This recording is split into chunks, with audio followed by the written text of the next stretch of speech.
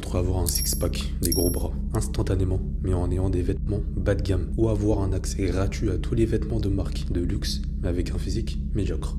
Tu choisirais quoi? De meilleurs vêtements de marque? Ça t'offrerait plus d'assurance, un meilleur statut social, plus d'opportunités, plus de charisme, c'est vrai. Et ça te permettrait d'avoir la classe, peu importe où tu te trouves, malgré un physique absent. C'est le cas de beaucoup de personnalités connues. Beaucoup préféreront les vêtements, du coup. Tandis qu'un bon physique, avec des vêtements classiques, ça peut te donner l'impression d'être du gâchis. Laisse-moi t'expliquer dans ces quelques minutes le choix que tu devrais faire. Et pourquoi ce choix-là a le potentiel de changer ta vie. La photo que tu vois à l'écran, c'est celle d'un ancien skinny fat, qu'il est resté la majeure partie de son adolescence. Ce gars-là, c'était moi. Ça m'a fortement impacté. Honte de porter certains vêtements, manque d'assurance constant, incapacité à faire des efforts basiques. Je passais mes journées couché dans mon lit. J'ai eu un premier déclic, je pense, après le premier confinement. Je m'étais vu devant le miroir, à la fois gras et mince, paraissant faible.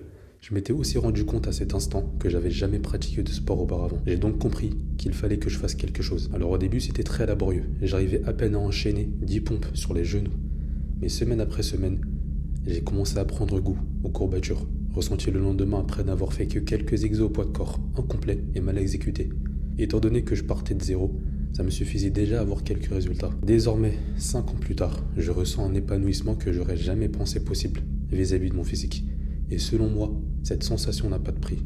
Ça a une valeur inestimable. On entend souvent par-ci et là que le physique ne compte pas vraiment, que c'est superficiel, uniquement pour le paraître. Je pourrais comprendre cette mentalité.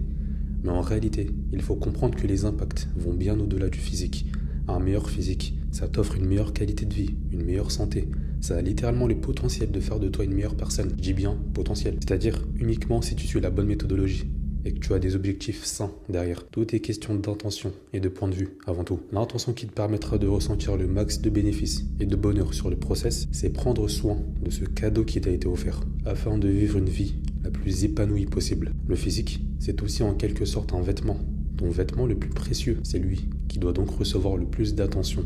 Et l'un des moyens primordiaux pour t'occuper de ton physique, c'est s'entraîner intelligemment, de sorte à concilier entre plaisir et résultats rapides. Je t'ai créé une vidéo supplémentaire qui t'explique comment progresser en disposant seulement de 3 heures par semaine, sans avoir à faire de cardio et sans avoir à suivre de diète. Tu peux la visionner tout de suite en description.